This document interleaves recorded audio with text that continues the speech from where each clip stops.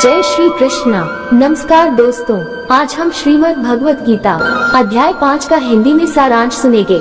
इस अध्याय में सबसे पहले हम अध्याय 5 का सारांश सुनेंगे और उसके बाद इसी अध्याय का हिंदी अनुवाद सुनेंगे। तो आइए सबसे पहले सारांश सुनते हैं। 5वां अध्याय कर्म संन्यास योग सारांश। इस अध्याय में कर्मयोग निष्ठा और ज्ञान योग निष्ठा का वर्णन किया गया है। दोनों योग मनुष्य का आत्मकल्याण करने वाले हैं। कर्मयोगी कर्मों के फल का त्याग करके और संन्यास योगी सब कर्मों को मन से त्याग कर परब्रह्म परमेश्वर को प्राप्त होता है। दोनों के आचरण के लिए अंतःकरण की शुद्धता एवं मन तथा इंद्रियों का संयम अनिवार्य बताया है। इसके अतिरिक्त कर्मयोग और संन्यास योग के आचरण तथा योगियों के लक्षणों का पृथक पृथक वर्णन किया है। अध्याय के आरंभ में अर्जुन भगवान श्री कृष्ण से पूछते हैं कि कर्मयोग और कर्मों के संन्यास योग इन दोनों में से जो मेरे लिए निश्चित कल्याणकारक साधन हो वह मुझे कहिए। कर्म संन्यास और कर्मयोग के विषय में भगवान बताते हैं कि दोनों ही निश्चित आत्मकल्याण करने वाले साधन हैं। दोनों में से किसी एक का पूर्णतया आचरण करने से फलस्वरूप परब्रह्म परमेश्वर की ही प्राप्ति होती है। जो पुरुष संन्यास योग और कर्मयोग को फल रूप में एक देखता है वही यथार्थ देखता है। केवल मूर्ख लोग दोनों को पृथक पृथक फल देने वाला कहते हैं। संन्यास और कर्मयोग प्रत्येक के आचरण के लिए अंतःकरण की शुद्धता और मन तथा इंद्रियों को वश में करना आवश्यक है। जिसने अपने अंतःकरण को शुद्ध नहीं किया, जिसका मन तथा इंद्रियां वश में नहीं है, ऐसे पुरुष के लिए संन्यास योग या कर्मयोग की प्राप्ति कठिन है। परंतु योगयुक्त जितेंद्रिय एवं विशुद्ध अंतःकरण वाला तथा परमेश्वर स्वरूप का मनन करने वाला सन्यासी अथवा कर्मयोगी शीघ्र ही परब्रह्म परमेश्वर को प्राप्त कर लेता है। संन्यास योग का आचरण करने वाला पुरुष न करता हुआ और न करवाता हुआ समस्त कर्मों को मन में त्याग कर परब्रह्म परमेश्वर को प्राप्त होता है, जबकि कर्मयोगी कर्मफल का त्याग कर सब कर्म करते हुए परब्रह्म परमेश्वर को प्राप्त होता है। कर्मयोग परायण साधक संसार में रहते हुए सब कर्म करते हुए भी कर्म बंधनों से छुटकारा पा लेता है। इसलिए कर्मयोग को साधन में विशेष बताया गया है। कर्मयोग की यह विशेषता सब कर्म करने में नहीं है, बल्कि कर्म करते हुए कर्मफल को त्यागने में है। कर्मफल का त्याग कर देने से सब कर्मों को करते हुए भी कोई बंधनात्मक फल उत्पन्न नहीं होता। यही कर्मयोग की विशेषता है। कर्मयोगी अपने जीते हुए मन और इंद्रियों तथा अपने विशुद्ध अंतःकरण द्वारा सब कर्मों को परमेश्वर को अर्पण करके आसक्ति रहित होकर कर्मफलों को त्याग कर कर्म करता है। इस कारण वह न तो पापों से लिप्त होता है और न ही कर्मों के बंधनों में फंसता है और भगवत प्राप्ति रूप शांति को प्राप्त होता है। इसके विपरीत अयुक्त पुरुष जिसने अपने मन और इंद्रियों को वश में नहीं किया है, जो कामना की इच्छा से कर्म करता है, वह कर्मफलों की आसक्ति में बंध कर बार बार जन्म मरण के चक्र में ही घूमता रहता है। तत्व को जानने वाला ज्ञानी सन्यासी भली भांति जानता है कि संपूर्ण कर्म माया द्वारा उत्पन्न 3 गुणों से होते हैं। इसलिए वह सब कर्म करता हुआ, जैसे देखता हुआ, सुनता हुआ, स्पर्श करता हुआ, भोजन करता हुआ, बोलता हुआ इत्यादि इत्यादि अपने आप को इन कर्मों का कर्ता नहीं मानता। इंद्रियां अपने अपने अर्थों में बरत रही हैं, गुण ही गुणों में बरत रहे हैं, ऐसा मानता है। परमेश्वर के आनंद से भिन्न कोई वस्तु नहीं है। इस प्रकार निरंतर मनन करते करते ज्ञानी योगी परमेश्वर में मन और बुद्धि को अनन्य भाव से निश्चल कर लेता है। ऐसा तत्परायण ज्ञानी ज्ञान के द्वारा पापरहित होकर परमेश्वर की अपुनरावर्ती परम गति को प्राप्त होता है। ज्ञानी जन इंद्रिय तथा विषयों के संयोग से उत्पन्न भोगों में रममान नहीं होते। ऐसे भोग केवल विषयी पुरुषों को सुखरूप दिखाई देते हैं, वास्तविकता में वे दुख के ही हेतु होते हैं तथा आदि अंत वाले होने से अनित्य होते हैं। बाहर के विषयों में आसक्ति रहित अंतःकरण वाला साधक परमेश्वर चिंतन के अभ्यास द्वारा आत्मा में जो स्थित श्रेष्ठ और स्थायी आनंद है उसको प्राप्त कर लेता है। तदनंतर वह परमेश्वर के ध्यान में निरंतर लगा हुआ परमानंद स्वरूप अक्षय आनंद का अनुभव करता है।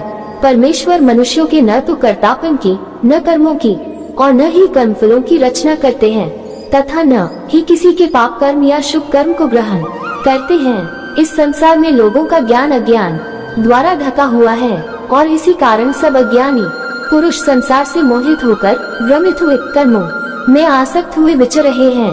इनमें से जिनका अज्ञान परमेश्वर के तत्व ज्ञान द्वारा नष्ट हो जाता है, उनका वह ज्ञान सूर्य की तरह परब्रह्म परमेश्वर को प्रकाशित कर देता है।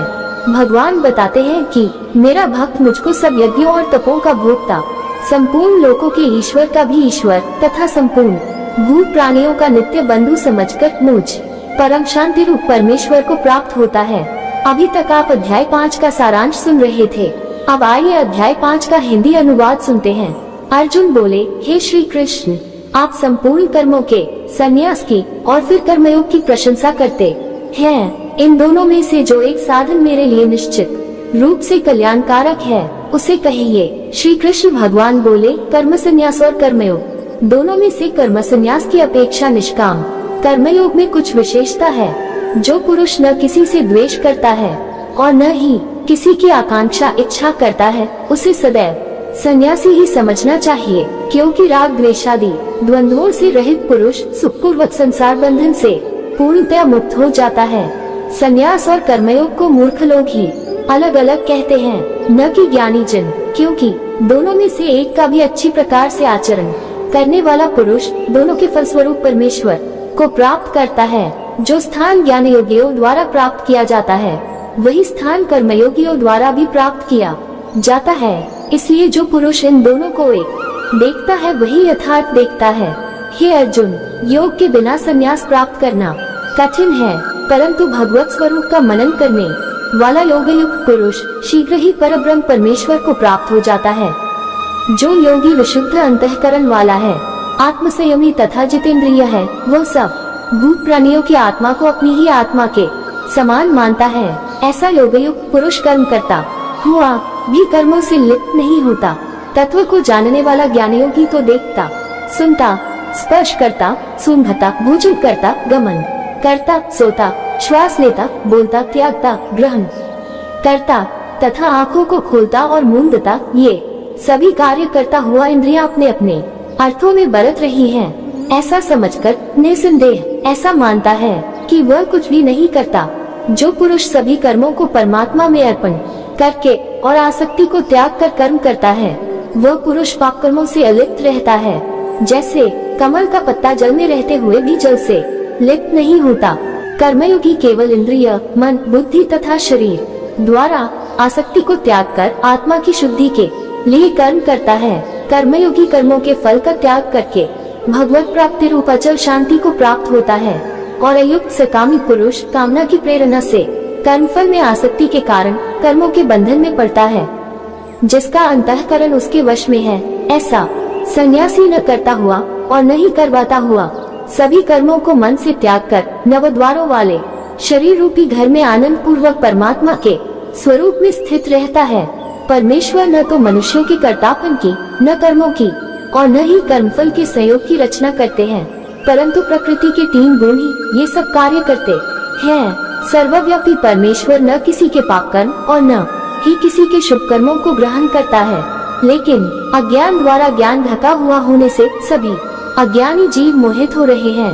जिनका अज्ञान ईश्वरीय तत्व ज्ञान द्वारा नष्ट हो चुका है, उनका वह ज्ञान सूर्य की भांति उस परब्रह्म परमेश्वर को प्रकाशित कर देता है, जिसका मन, बुद्धि और निष्ठा निरंतर परब्रह्म परमेश्वर में ही स्थित है। ऐसे ईश्वर परायण पुरुष ज्ञान के द्वारा शुद्ध तथा पापरहित होकर मेरी अपुनरावृत्ति परम गति को प्राप्त होते हैं। ऐसे ज्ञानी जन विद्या और विनम्रता से युक्त ब्राह्मण तथा गाय, हाथी, कुत्ते और चांडाल कुत्ता भक्षी में भी समदर्शी होते हैं। जिनका मन संभाव में स्थित है, उनके द्वारा जीवित अवस्था में ही यह संपूर्ण संसार जीत लिया गया है। क्योंकि परब्रह्म परमेश्वर निर्दोष और सम है, इसलिए वे उसी में ही स्थित हैं। जो पुरुष प्रिय को प्राप्त होकर हर्षित नहीं होता और अप्रिय को पाकर उद्विग्न नहीं होता, वह स्थिर बुद्धि और संशय रहित ब्रह्म ज्ञानी परब्रह्म परमेश्वर में ही स्थित है। बाहर के विषय भोगों में आसक्ति रहित अंतःकरण वाला साधक परमेश्वर चिंतन के अभ्यास द्वारा आत्मा में स्थित श्रेष्ठ आनंद को प्राप्त होता है। तदनंतर वह परब्रह्म परमेश्वर के ध्यान में अनन्य भाव से स्थित हुआ अक्षय आनंद का अनुभव करता है। ये जो इंद्रिय और विषयों के संयोग से उत्पन्न होने वाले सब भोग हैं, ये निश्चित ही दुख के हेतु हैं। और आदि अंत वाले अर्थात अनित्य हैं। इसलिए हे कुंती पुत्र, बुद्धिमान पुरुष इन भोगों में नहीं रमता। जो साधक इस मनुष्य शरीर में शरीर का नाश होने से पहले ही काम और क्रोध से पैदा होने वाले वेग को सहन कर लेता है, वही पुरुष योगयुक्त है और वही सुखी है। जो पुरुष अंतरात्मा में ही सुखी है, आत्मा में ही रमण करने वाला है तथा जिसका लक्ष्य अंत ज्योति है, ऐसा परब्रह्म परमात्मा को प्राप्त ब्रह्मभूत योगी ब्रह्मनिर्वाण अर्थात शांत ब्रह्म को प्राप्त होता है। जिनके सब पाप नष्ट हो चुके हैं, जिनके सभी संशय ज्ञान के द्वारा निवृत्त हो गए हैं, जो संपूर्ण प्राणियों के हित में रत हैं और जिनका जीता हुआ निश्चल मन परमेश्वर में स्थित है, वे ब्रह्मज्ञानी पुरुष शांत ब्रह्म को प्राप्त होते हैं। काम क्रोध से रहित आत्मसंयमी तथा परमात्मा का साक्षात्कार किए हुए ज्ञानी पुरुषों के लिए सभी ओर से परब्रह्म परमात्मा ही परिपूर्ण है। बाहर के स्पर्शादि विषय भोगों को बाहर ही त्याग कर नेत्रों की दृष्टि को भृकुटी के बीच में स्थित करके नासिका में विचरने वाले प्राण और अपान वायु को सम करके और इंद्रियों मन और बुद्धि को जीत कर जो भय इच्छा और क्रोध से रहित हैं, वह मोक्ष प्रायण मुनि सदा मुक्त ही है। मेरा भक्त मुझको सब यज्ञों का और तपों का भोक्ता, संपूर्ण लोकों का महान ईश्वर तथा समस्त भूत प्राणियों का स्वार्थरहित हित चिंतक जानकर शांति को प्राप्त होता है।